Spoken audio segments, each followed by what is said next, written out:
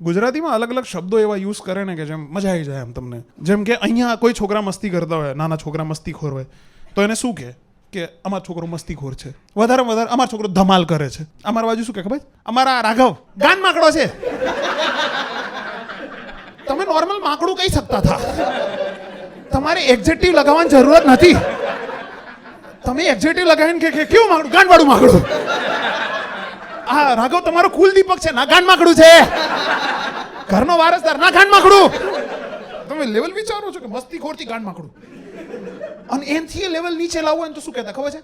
અમાર તો આના ગાનમાં ગરોડી છે. Not even kidding, this is આ એક ફ્રેઝ છે ગુજરાતીમાં કે અમારા છોકરાના ગાનમાં ગરોડી છે.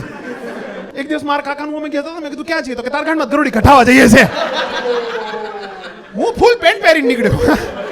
મેં કીધું કોઈ ક્યાંથી કાંઈ નહીં નીકળી રહ્યું.